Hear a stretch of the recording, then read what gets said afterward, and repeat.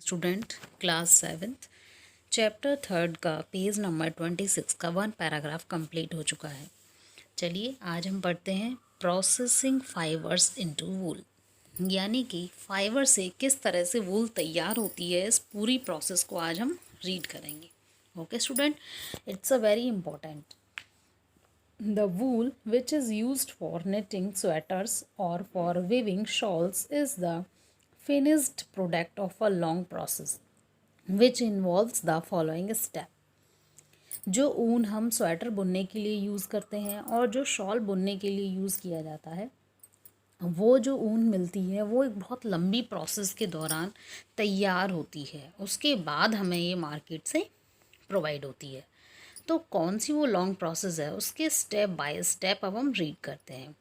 Step 1, the fleece of the sheep along with a thin layer of skin is removed from its body. This process is called sharing. भेड़ के जो बाल होते हैं उनको skin से रिमूव करना, ये सबसे फर्स्ट स्टेप होता है। क्लियर? फर्स्ट स्टेप क्या होता है? The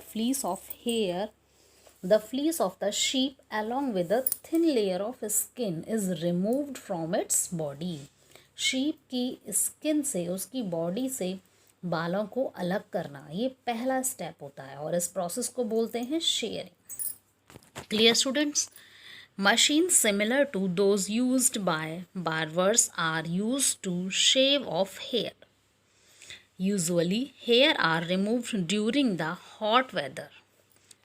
जिस तरह से शेव करता है ना बार्बर, यानी कि जो नाई होता है जो शेव बनाता है वो स्किन से बाल हटा देता है, सेम उसी तरह से जो मशीन होती हैं वो उन भेड़ की स्किन से उन बालों को रिमूव कर देती हैं। और इस प्रोसेस को करने के लिए क्लाइमेट चूज़ करते हैं वो हॉट क्लाइमेट। गर्मी का जब मौसम होता है तब उनकी इस तरह से शेयरिंग की जाती है। This enable sheep to survive without their protective coat of hair. और हॉट वेदर इसीलिए चूज़ किया जाता है क्योंकि गर्मी में उन्हें किसी भी तरह की किसी प्रोटेक्टिव कोट की ज़रूरत नहीं होती। अगर उनके बाल हट जाएं तो उन्हें स्किन में किसी भी तरह की कोई भी दिक्कत नहीं होती। अगर यही सर्दी का मौसम होता तो उनके बाल हटने की वजह से उनको सर्दी लग सकती थी, क्योंकि प्रोटेक्टिव कोट ऑफ एयर तो उनका हट चुका था। इसीलिए ये जो शेयरिंग की जाती है कब की जाती है बेटा? हॉट क्लाइमेट में, हॉट वेदर में। Woollen fibres are then processed to obtain woollen yarn.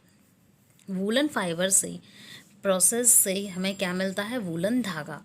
Sharing does not hurt the sheep just as it does not hurt when you get a haircut or your father shave his beard. Clear student? जो sharing process होती है तो इस process से sheep को यानी भेड़ को किसी भी तरह की कोई भी प्रॉब्लम नहीं होती। जिस तरह से हम अपने बाल कटा देते हैं हमें कोई दिक्कत नहीं होती, हमारे जो फादर हैं वो अपनी शेविंग कराते हैं उन्हें कोई दिक्कत नहीं होती, इसी तरह से ये एक तरीके का जो गॉट होती हैं, शीप होती है, उनकी क्या होती है? हेयर कट हो जाता है। उन्हें किसी भी तरह की इस प्रोसेस से कोई दिक्कत नहीं होती। The upper most layer of the skin is dead. जो सबसे बाहरी स्किन होती है वो अपर मोस्ट जो लेयर होती है वो कैसी होती है? डेड होती है, यानी उस पर किसी भी तरह की कोई दिक्कत नहीं होती। Also the hair of sheep grow again just as your hair does. जिस तरह से हमारे बाल कटने के बाद दोबारा से आ जाते हैं, उसी तरह से जो शीप होती है उसके बाल कटने के बाद वो दोबारा से आ जाते हैं। तो फर्स्ट स्टेप हो गया शेयरिंग। नेक्स्ट है step 2। The shared skin with hair is thoroughly washed in tank to remove grease, dust and dirt. This is called scoring. Nowadays scoring is done by machines. जब skin को gate कर लिया जाता है, hairs ले लिए जाते हैं, तो उसके बाद में फिर उनको वॉश किया जाता है बड़े बड़े टैंकों में। उन बालों को अच्छे से धोते हैं जिससे कि उसमें से किसी भी तरह की चिकनाई है, धूल, मिट्टी, ये सारी चीज़ें साफ़ हो जाएं, हट जाएं। इस प्रोसेस को क्या बोलते हैं? स्कोरिंग। Clear student? आजकल इस स्कोरिंग की प्रोसेस को मशीनों के द्वारा किया जाता है, लेकिन स्टूडेंट पहले इसको इंसान ही करते थे। जैसे इस फिगर में दिखाई दे रहा है ना, फर्स्ट फिगर में देखा आपने, बालों को हटाया गया इंसान के द्वारा। सेकंड में भी ये इसको क्या कर रहे हैं? वॉश कर रहे हैं, स्कोरिंग कर रहे हैं इन टैंक। लेकिन आजकल मशीन स्कोरिंग करती हैं। नेक्स्ट स्टेप 3, तो सेकेंड स्टेप कौन सा हो गया बेटा, स्कोरिंग, जिसमें क्या किया जाता है, sheared skin with hair is washed in tank to remove the grease, dust and dirt. Clear. Next step third, after scouring sorting is done, the hairy skin is sent to a factory where hair of different texture are separated और sorted. Sorting process क्या होती है, इसमें धुलने के बाद सारी जो सारे जो हेयर्स होते हैं उनको फैक्ट्री को सेंड किया जाता है। फिर फैक्ट्री उन हेयर्स की टेक्सचर के अकॉर्डिंग उनको सेपरेट कर देती है, यानी कि छटाई कर देती है। अच्छे अच्छे अलग रख लेती है, थोड़े जो रफली हो जाते हैं उनको अलग, और जो बेकार हो जाते हैं उनको अलग, और जो बिल्कुल ही बेकार होते हैं उनको हटा दिया जाता है। यानी कि फिर नेक्स्ट स्टेप होता है शॉर्टिंग का, जो कि फैक्ट्री में होता है। Next step 4. The small fluffy fibers called burrs are picked out from the hair. These are the same burrs which sometimes appears on your sweaters. The fibers are scored again and dried. This is wool ready to drawn into fibers. इसके बाद जब shorting हो जाती है, उनको select कर लिया जाता है, सेपरेट कर लिया जाता है। उसके बाद बहुत ही छोटे छोटे स्मॉल फ्लपी फाइबर्स होते हैं, उनको बोलते हैं बर्स। स्टूडेंट, आपने भी देखा होगा जब स्वेटर बनता है तो स्वेटर में से क्या होता है, रुएं से निकल आते हैं, है ना, उनको छांट दिया जाता है, बहुत हद तक उनको हटा दिया जाता है। यही बर्स होते हैं जो कि हमारे स्वेटर में आ जाते हैं, रुएं हम जिसको बोलते हैं। उसके बाद में the fibres are scoured again and dry. उसके बाद फिर उनको स्कोर किया जाता है, वॉश किया जाता है, और फिर से उनको सुखाया जाता है।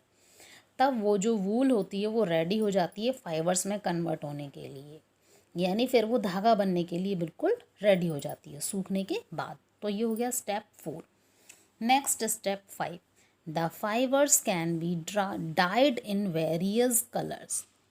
जो फाइबर होती है as a natural fleece of sheep and got in black, brown and white. जो नेचुरल गॉट होती है उसका कलर होता है काला, सफ़ेद और ब्राउन कलर। लेकिन अगर हमें बहुत सारी कलरफुल ऊन चाहिए होती है तो हम क्या करते हैं, जो वूल रेडी हो गई थी फाइबर्स में कन्वर्ट करने के लिए, फिर उनको डाई कर दिया जाता है फाइबर्स को। फाइबर बन गए, फाइबर को क्या कर दिया जाता है, डाई कर दिया जाता है। जिस कलर की आपको ऊन चाहिए होती है उसी कलर में उसको डाई कर देते हैं।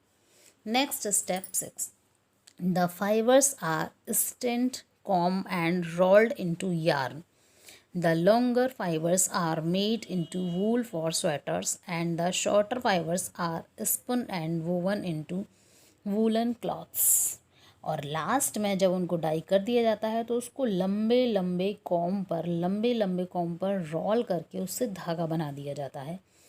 और जो लंबे फाइबर्स होते हैं उनका यूज़ मेड इनटू वूल, वो ऊन में बन जाते हैं और जिनका यूज़ हम स्वेटर बनाने में करते हैं। और जो शॉर्टर फाइबर्स होते हैं उनसे भी वूलन क्लॉथ्स बना दिए जाते हैं, गरम कपड़े बना दिए जाते हैं। गरम कपड़े आते हैं ना बेटा, उस तरह से गरम पजामी है, गरम सूट जो आते हैं वो छोटे छोटे फाइबर से तैयार हो जाते हैं। इस तरह से हमें लास्ट में जाकर हमें वूल मिल जाती है मार्केट में। क्लियर स्टूडेंट्स, यहाँ पर ये चारों स्टेप की फिगर दिखाई दे रही है, शेयरिंग की, scoring by machine, rolling into yarn. ये लास्ट में हमको क्या मिल गए, यहाँ पर ये धागे तैयार होकर मिल गए। ओके स्टूडेंट्स, तो आपको समझ आ गई प्रोसेस वूल की। आज के लिए इतना ही स्टूडेंट, थैंक यू।